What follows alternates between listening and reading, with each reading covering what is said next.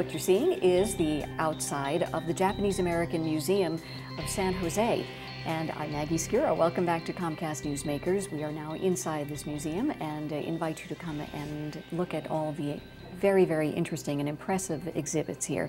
Our guest for the next few moments is, representing the Asian American Community Services Agency, or AACI, as we call it. His name is Jorge Wong, and he is the Director of Behavioral Health Services. Welcome, Jorge. Thank you. Thank Great you to have you here. And we chronicle from time to time the many facets of the Asian American Community Services Agency.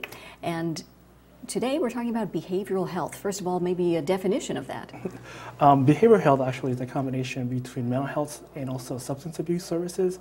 And now it's actually moving into the primary care. So sometimes people call it behavioral medicine. So that's a combination of anything that affects human behavior is behavioral health. Okay. And how did AACI decide to get involved to the point where there's a director of this particular facet? Good question. Actually, AACI is a multi-service agency. We have a large medical center, mental health, substance abuse, problem gambling, of which I don't know if you understand or you know is that March is actually Problem Gambling Awareness Month.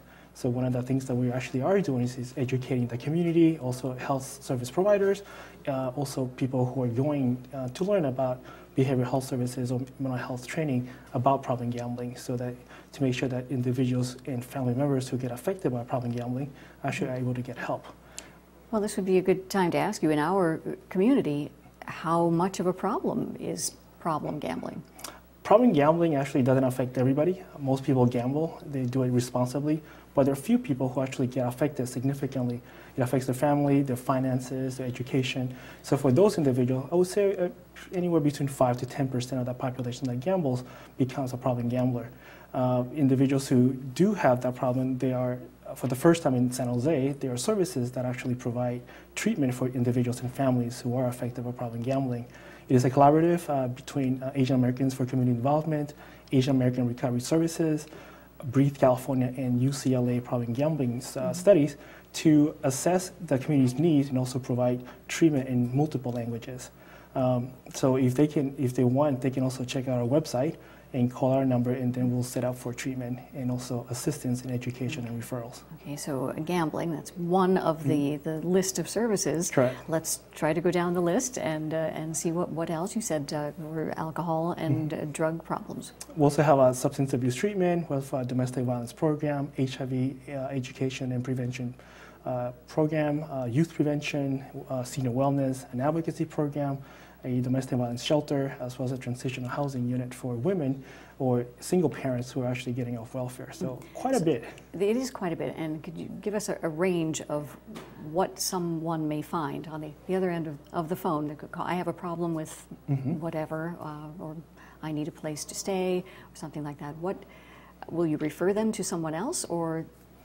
Usually we try to see what are their needs. Oftentimes individuals who call us have a very specific language need. If we have the staff to speak the language, we'll assess, and if we have the services, we'll then provide them with services. If we don't, then we definitely refer them to one of our partner agencies of which we actually work with. So we try to meet whatever the needs of that individual and our family in their primary language, so that they feel that culturally they're being addressed and also feel comfortable coming to those services. And once again, how many languages would you say you're able to help people in? Great question. Agency-wide, I believe we speak more than 40 different Asian languages and dialects. Depending on which department and the staff members, we have quite a few. We also have another program that helps refugees and individuals who are looking for asylum. And actually, it's a Center for Survivors of Torture. And in that program, we have served people from over 65 different countries. Well, just letting everyone know, Asian Americans for Community Involvement has been in existence for a long time. They know how to do what they do. Thank you for being with us. And that's it for now, everybody, on Comcast Newsmakers. We'll see you next time.